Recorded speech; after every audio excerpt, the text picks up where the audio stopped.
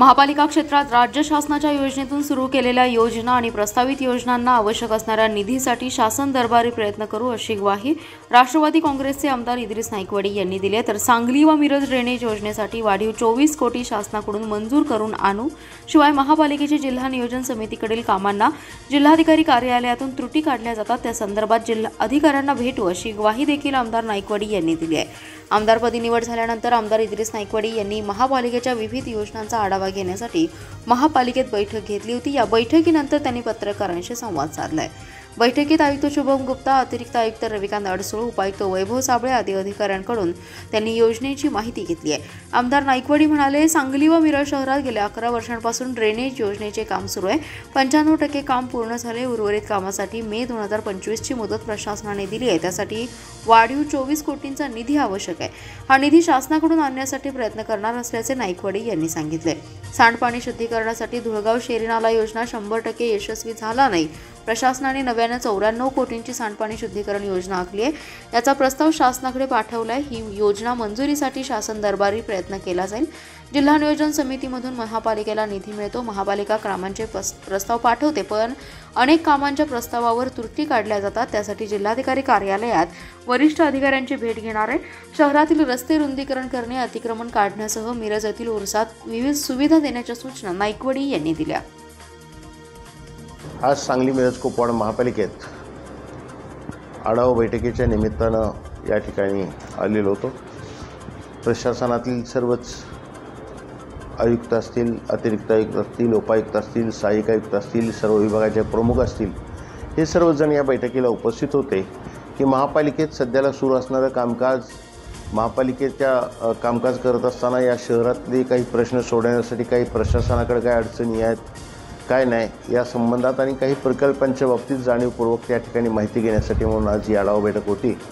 या आढावा बैठकीत आज चांगल्या पद्धतीने सांगोपांग सकारात्मक अशी चर्चा झाली आणि ज्या गोष्टी काही प्रलंबित आहेत त्यांच्या संदर्भात गांभीर्यानं घेऊन ते वेळेत पूर्ण करण्यासंदर्भात, उदाहरणार्थ ड्रेनेजची जी काही स्कीम आहे नगरोत्थानमधली, जी आता 12 वर्ष झाली आणि आजही ती अपूर्ण आहे आणि अजूनही त्याचं काम बाकी आहे असं जे सांगितलं जातं आहे, त्या संबंधीचा आढावा घेण्यात आला आणि येत्या मेच्या पूर्वी ते काम पूर्ण व्हावं या दृष्टिकोनातून सर्व आदेश या ठिकाणी देण्यात आलेले आहेत। नवीनसुद्धा जे काय आपली NRC स्कीमच्या अंतर्गत धुळगाव योजना आहे, त्या योजनेच्या संदर्भातसुद्धा ती काही अंशतः आज यशस्वी झालेली आहे असं वाटतं, पूर्णतः यशस्वी झालेली नाही।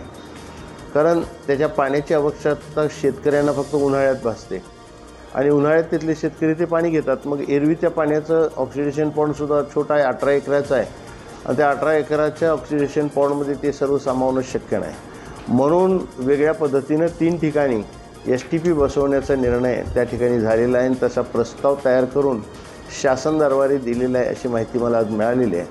तर नक्कीच त्यासाठी मंजुरी मिळवणं आणि शासन स्तरावर त्यासाठी निधी मिळवून देण्यासाठी म्हणून फॉलोअप घेणं, हे काम मी निश्चितपणानं या शहराचा एक जबाबदार नागरिक, सहकारी, या शहरातला एक पदाधिकारी म्हणून त्या ठिकाणी मी करेन आणि मुंबईत जे मंत्रालयात प्रस्तावित जे काही प्रस्ताव असतील इथले महापालिकेचे जे प्रलंबित आहेत त्या संबंधीची सुद्धा मला आज कल्पना या ठिकाणी दिलेली आहे।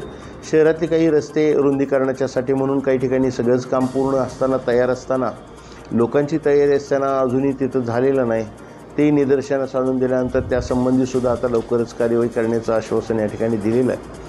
मिरजेतला मीरासाहेब उर्साच्या निमित्तानं काही तयारी असते, पूर्वतयारी, त्या पूर्वतयारीच्या दृष्टिकोनातून सुद्धा आज सांगोपांग चर्चा झाली आणि त्यात काही ठराविक महत्त्वाच्या सूचना देण्यात आल्या। त्या सूचना देखील या प्रशासनानं पूर्ण करण्याचं आश्वासन या ठिकाणी दिलेलं आहे। असे एक ना अनेक विषय आज या ठिकाणी चर्चेला आले।